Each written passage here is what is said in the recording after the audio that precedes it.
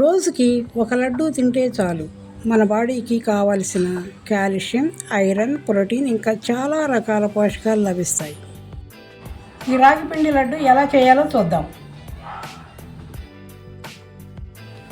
నేతిలో వేయించిన రాగి పిండి, బెల్లం పాకం, తీగపాకం వచ్చేలాగా వేయించి పొట్టు తీసి మిక్సీలో వేసుకున్న పల్లి పొడి,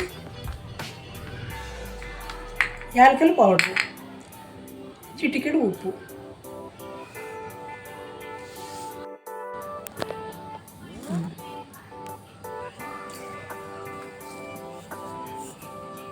రాగిపిండి, పల్లి పౌడరు, యాలకుల పౌడరు, చిటికెడు ఉప్పు అండి, సాల్ట్,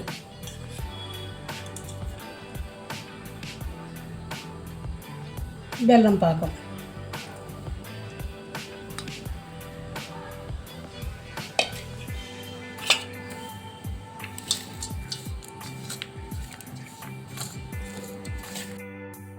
చేతికి ఇలా నెయ్యి రాసుకొని